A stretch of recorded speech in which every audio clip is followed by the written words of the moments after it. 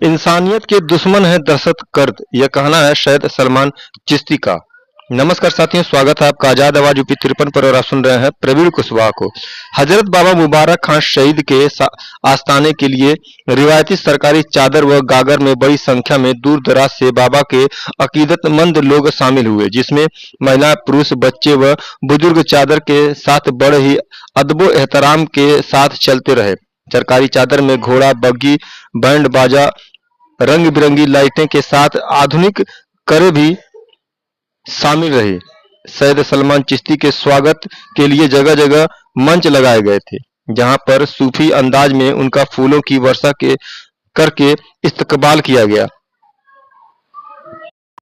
अजमेर शरीफ के गद्दी नशीन व चिश्ती फाउंडेशन के चेयरमैन हाजी सैयद सलमान चिश्ती ने कहा कि सबसे पहले जम्मू कश्मीर की पहलगाम में हुई आतंकी घटना में शहीद लोगों को अपनी शोक संवेदना व्यक्त करता हूं। दरगाह से हमेशा अमन और शांति का पैगाम जाता रहा है।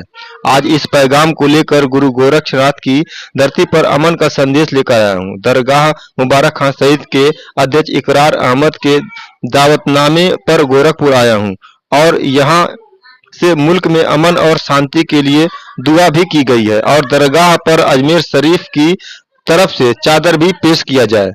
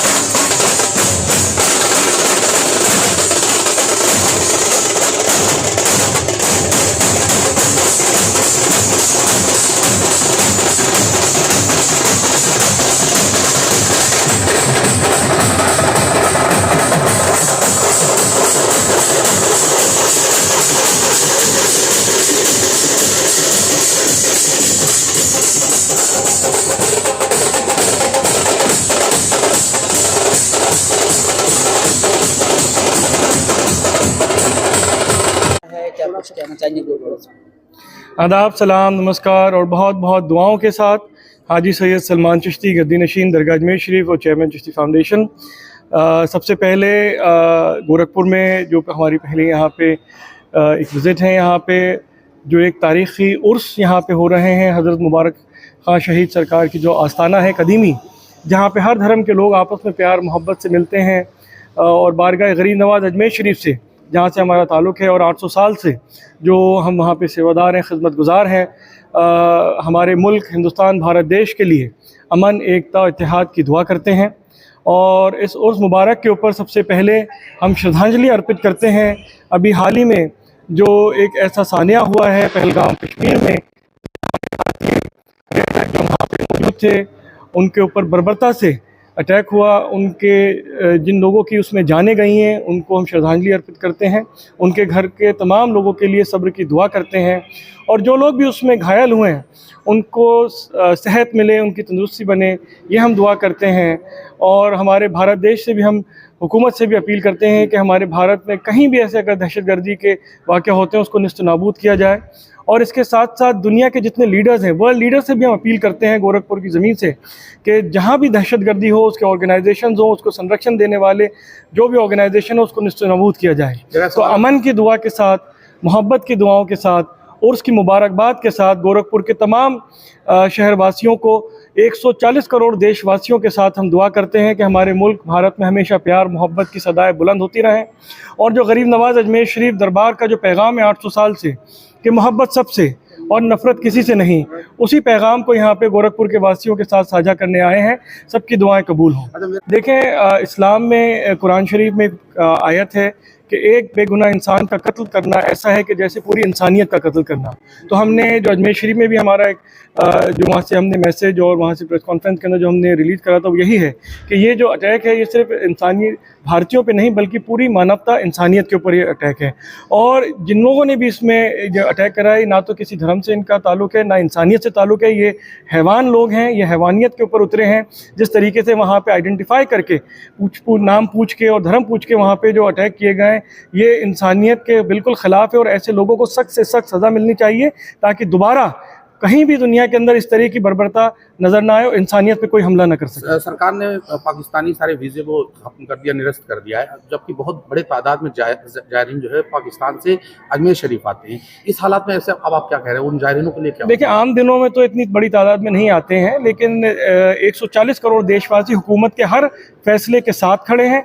जो भी हुकूमत फैसला लेगी उसके साथ हर भारतीय खड़ा है और दुनिया के लीडर्स भी उसके साथ खड़े हैं, क्योंकि ये दहशतगर्दी मानवता के ऊपर एक ऐसा कलंक है जिसको जड़ से ख़त्म करना बहुत ज़रूरी है। हमारी मौजूदा जो यूथ है, जो हमारी मौजूदा नस्लें और आने वाली जनरेशन्स के लिए इस कलंक को पूरी दुनिया की सरजमीन से ख़त्म करना बहुत ज़रूरी है। और भारत में ही इस तरीके से जो आगाज़ किया जा रहा है, मेरे ख्याल से यहाँ से जो हमारे देश की तरफ से आगाज़ हो रहा है, पूरी दुनिया से बहुत जल्द आतंकवाद ख़त्म होगा। अच्छा, आपको ऐसा नहीं लगता कि आतंकवाद को और जो जिनकी श्रद्धा है अजमेर शरीफ में या दरगाह में, उनको अलग करके देखना चाहिए? देखिए, अजमेर शरीफ ऐसी बारगाह है, दरगाह अजमेर शरीफ जो है जिसमें हर मज़हब के लोग आते हैं, हिंदू मुस्लिम सिख ईसाई। तो अजमेर शरीफ का पैगाम हमेशा से अमन का रहा है और जहाँ तक आतंकवाद है उसका हम कहें कि किसी भी मज़हब से दूर दूर तक कोई ताल्लुक़ नहीं है, इंसानियत से कोई ताल्लुक़ नहीं है। आप किसी मज़हब की तो बात दूर की बात है, इंसानियत से किसी भी आतंकवादी का ताल्लुक़ नहीं है। उनको सख्त से सख्त सज़ा मिलनी चाहिए और यही हमारी हुकूमत हिंद से पूरी दुनिया के लीडर से भी हम अपील करते हैं। पूरी दुनिया के वर्ल्ड लीडर्स हमारे देश के साथ हैं। मेरे ख्याल से तमाम 140 करोड़ देशवासी जो हम कंधे से कंधा मिला के हमारे देश की तरक्की का हिस्सा बन रहे हैं।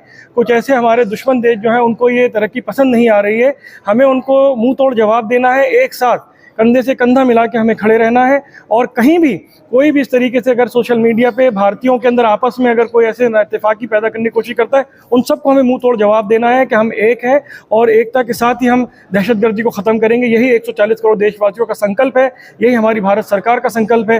ये पैगाम हिंदुस्तान के कोने कोने में जाता है, कश्मीर से कन्याकुमारी तक जितने भी हमारे आध्यात्मिक स्थल हैं। और यहाँ गोरखपुर की सरजमी पे जब हम गोरखनाथ मठ की बात करते हैं या यहाँ पे जो दरगाहें उनकी बात करते हैं और जब बाबा फरीद की खानका की बात करते हैं, तो तारीख़ में भी हम पढ़ते हैं किस तरीके से जो नाथ संप्रदाय के योगी और सूफी संत एक साथ मिलके आज़ादी के लिए भी हमारे देश के लिए लड़े और इसके पहले भी एक साथ आध्यात्मिक जो तालीमात है उससे जुड़ते हुए देश के लिए जो भी सेवा करी है वो पूरे मंजर आम पे है। उसी चीज़ को हमें दोहराना है।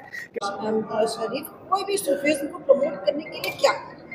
देखिए, तसव्वुफ़ जो है, सूफीज़्म जो एक अध्यात्म का हिस्सा है और हम देखें जिस तरीके से ख्वाजा गरीब नवाज़ का जो पैगाम है कि मोहब्बत सबसे और नफ़रत किसी से नहीं। और गरीब नवाज़ ने यही फरमाया कि अगर हमें उस रब के करीब पहुंचना है तो सूरज जैसी शफ़क़त, सन लाइक ग्रेस, दरिया जैसी सखावत, रिवर लाइक जनरोसिटी, और ज़मीन जैसी खातिर तवाज़ो, अर्थ लाइक हॉस्पिटैलिटी, बिना किसी भेदभाव के वहदतुल वजूद की बात करते हैं। वहीं आदि शंकराचार्य ने जो अद्वैता और वेदांता की बात करी है, वननेस ऑफ बीइंग, तो उसको हमें अपने नौजवान बच्चियों को ये सिखाना चाहिए। इंटरनेट पे जो इन्फॉर्मेशन है वो अपनी जगह है, लेकिन जिस तरह हमारे परिवार की जो हम परिवारों में जो हमारे बड़ों के साथ, बुज़ुर्गों के साथ बैठते थे, जो तरबियत मिलती थी, जो घर में सलाहियतें मिलती थी, मेरे ख्याल से उसको वापस लाना चाहिए। बातचीत के ज़रिए बच्चों के साथ बैठना चाहिए। और जो मोबाइल एक कल्चर बन गया है कि मोबाइल से देख के खाना भी खा रहा है, मेरे ख्याल से उसको दूर करते हुए ये बड़ों की जिम्मेदारी है, बच्चों को साथ लेके बैठे और सीना बसीना जो ओरल ट्रेडिशन से हमारे हार्ट टू हार्ट जो हम टीचिंग देते थे उसको वापस से मंज़र आराम पे लाना चाहिए। आप सबके लिए बहुत बहुत दुआएं।